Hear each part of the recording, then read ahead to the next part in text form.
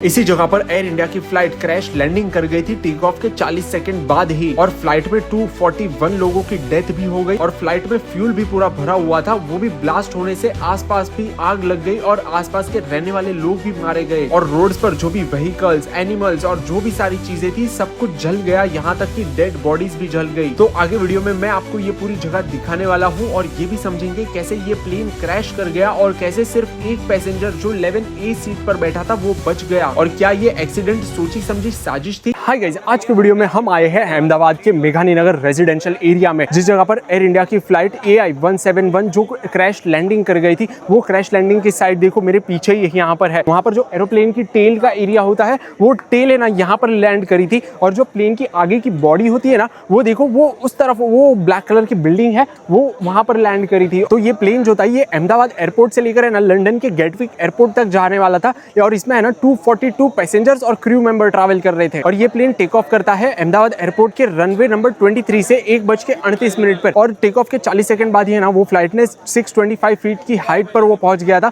और अगले 2 मिनट बाद ही है ना वो जब एयरपोर्ट के बाहर इस रेजिडेंशियल एरिया में पहुंचा तो यहाँ पर ही है ना उसका क्रैश लैंडिंग हो गया था। और ये फ्लाइट गिरी थी बीजे मेडिकल कॉलेज की मेस वाली बिल्डिंग पर। मेस यानी वो जगह जहाँ स्टूडेंट्स खाना खाते हैं।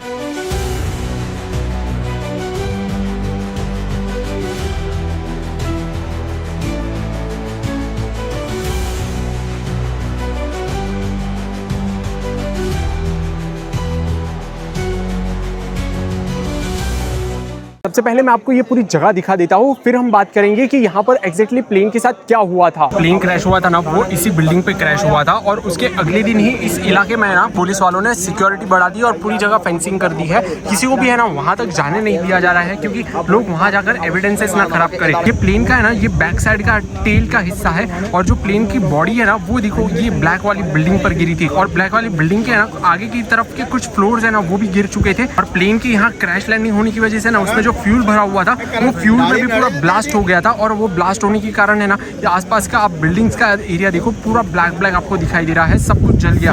और उसके आसपास के रोड्स पर जो भी यहाँ पर एनिमल्स थे, ह्यूमंस थे और जो भी व्हीकल्स, जो भी सारी चीजें रोड पर खड़ी थी ना वो सब कुछ यहाँ पर जल चुकी थी। इस बिल्डिंग में भी 50 से 60 लोग थे, उनमें से भी है ना काफी लोगों की डेथ हो गई है और अभी टोटल डेथ है ना यहाँ पर 275 के ऊपर हो चुकी है।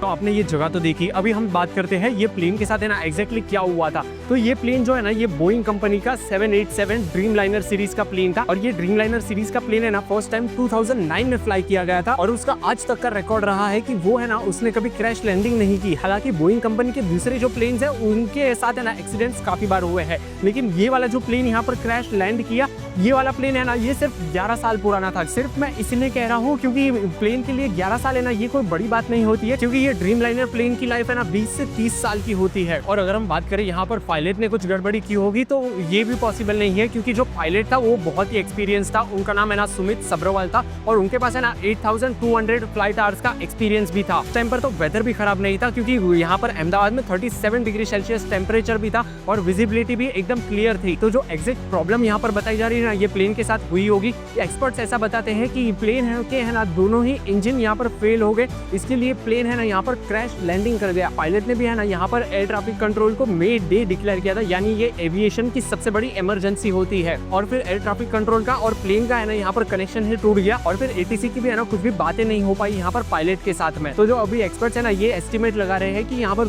प्लेन के है ना दोनों ही इंजन फेल हो गए रहेंगे, लेकिन यहाँ पर जो सच्चाई है ना वो तो ये प्लेन में जो ब्लैक बॉक्स होता है, यानी ये एक है ना ऑरेंज और येलो कलर का बॉक्स होता है जिसके अंदर है ना सारा डेटा स्टोर होता है, यानी कॉकपिट में क्या क्या बातें चल रही थी, प्लेन की स्पीड क्या थी, एल्टीट्यूड क्या था, ये सारे डेटा है ना ये ब्लैक बॉक्स के अंदर स्टोर रहता है। और ये ब्लैक बॉक्स भी है ना यहाँ पर इन्वेस्टिगेशन टीम को कल ही रात को यहाँ पर मिल गया था इस बिल्डिंग के रूफ टॉप से। अब हम बात करते हैं कैसे सिर्फ एक ही पैसेंजर इस प्लेन में बच पाया जिनका नाम विश्वास था और वो बैठे हुए थे 11A सीट पर और 11 ए सीट जो होती है वो प्लेन के फ्रंट रो में इस जगह पर होती है और उसी के बगल में इमरजेंसी डोर भी होता है। तो जब प्लेन क्रैश हुआ तो उसका फ्रंट वाला हिस्सा कॉलेज हॉस्टल के रूफ टॉप पर गिरा और बिल्डिंग का फ्लोर भी कोलैप्स हो गया और उसी के साथ एयरप्लेन की फ्रंट रो की जो सीट थी वो भी टूटकर नीचे गिर गई। मैं जो साइड पे था ना वो साइड हॉस्टल पे नहीं लैंड हुई थी, हॉस्टल के जो ग्राउंड फ्लोर है ना जैसे नीचे वहाँ लैंड हुई थी।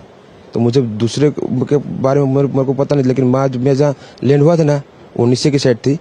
तो जब वहाँ थोड़ा पेस भी था प्लेन के जब बाहर, तो जब जैसे मेरा डोर टूटा ना सब, तो मैंने देखा ना जब सामने कि थोड़ा इधर पेस है, तो मैं ट्राई कर सकता हूँ निकलने के लिए। तो मैंने ट्राई किया निकलने के लिए, तो फिर मैं निकल गया उधर। और उन्होंने देखा कि बगल में ही इमरजेंसी डोर है तो वो वहां से भागकर बाहर निकल गए। फिर ये वीडियो में देख सकते हो वो कैसे बिल्डिंग से बाहर की तरफ आ रहे हैं और फिर रोड पर चलकर आगे की तरफ जा रहे थे। तो इस तरह वो बच गए, लेकिन पीछे वाले पोर्शन में ब्लास्ट भी हुआ था और वहाँ के पैसेंजर्स तो ब्लास्ट में मेल्ट हो गए होंगे और बचे भी होंगे, वो भाग नहीं पाए क्योंकि अपोजिट साइड पे थे ना वो बिल्डिंग का वो था ना दीवार, तो उधर से कोई शायद नहीं निकल सका होगा। अभी हमारे साथ यहाँ के लोकल लोग हैं जो इसी रेजिडेंशियल एरिया में रहा करते हैं और ये प्लेन जहाँ पर गिरा उसकी परफेक्ट सामने वाली बिल्डिंग में ये लोग रहा करते हैं। मैं यहाँ पे फर्स्ट फ्लोर पे रहता हूँ। अच्छा, प्लेन यहाँ से सामने से आया था, एयरपोर्ट उस तरफ है मतलब? हाँ, वहाँ से आया था प्लेन, पर बहुत नजदीक था, नीचे मतलब बहुत नीचे उतर चुका था।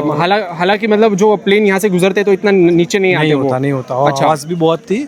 अच्छा, तो मैंने देखा तो ऐसा लगा कि इस ब्लॉक को छू जाएगा, पर छुआ नहीं। अच्छा, तो मुझे लगा था हमारा ब्लॉक तो गया ही। ओहो, पर यहाँ भी नहीं छुआ, पर यहाँ से ऊपर से जाके अच्छा पेड़ से छू के सीधा अच्छा, वो पीजी की हॉस्टल है। हाँ हाँ, हॉस्टल है, हॉस्टल के वो कैंटीन है, कैंटीन के ऊपर गिरा। अच्छा, और वो जो दिख रहा है वो पीछे का पार्ट से और आगे का पार्ट उसके आगे गिरा, जो आगे खुली जगह थी वहाँ पे ब्लास्ट हुआ। जो ब्लास्ट हुआ देख पूरा ब्लॉक हिल गया, धूल हो गया था, जैसे कि अपने को लगे कि बहुत बड़ा ब्लास्ट हुआ हो ना, बॉम्ब ब्लास्ट ऐसे हुआ था। तो फिर मतलब यहाँ पर जो आग लगी फिर वो कितनी देर तक चलती रही? 2 या 3 घंटे। तो देखो कुछ इस तरीके से यहाँ पर है ना प्लेन की क्रैश लैंडिंग हुई है अहमदाबाद में। आप भी इस इंसिडेंट के बारे में क्या सोचते हो मुझे नीचे कमेंट्स में जरूर बताना। तो बस अभी हम ये वाला वीडियो यहीं पे एंड करते हैं। So guys, thank you very much for watching this video. So guys, stay safe, spread love and happiness, do whatever you want to do, but don't do the wrong thing. See you in the next video very soon. Till that time, good bye.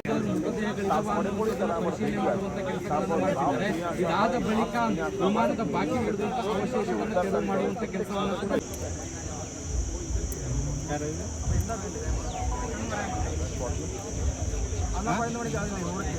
क्या बोल रहे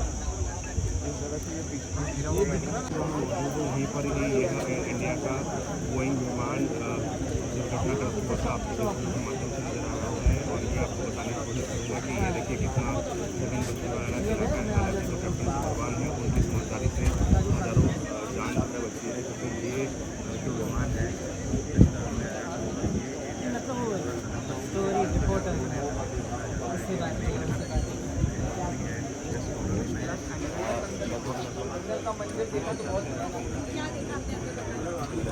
इस रास्ते के ऊपर से होते हुए जब आपने देखा था कि जो प्लेन ने टेक ऑफ किया उसके बाद वो बिल्कुल नीचे जाते हुए ये जो आपको दिख रहा है ये ट्रेन का पिछला हिस्सा है और ये लास्ट वाला बिल्डिंग में जाता है सामने देखने आपको ये मेडिकल कॉलेज के हॉस्टल से डॉक्टर्स प्रेजेंट ये सीधी तस्वीर हम आपको नगर के टॉप बिल्डिंग से दिखा रहे हैं, जहाँ पर आपको कुछ अधिकारी भी जो है जांच करते हुए नजर आ रहे हैं। गवर्नमेंट में हम लगातार आपको इस घटना के बारे में अपडेट देते रहेंगे। पेज को फॉलो जरूर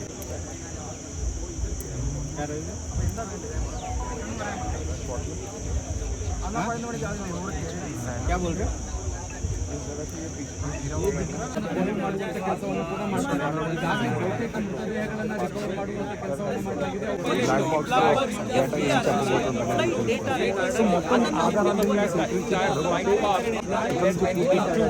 ಕೆಲಸವನ್ನು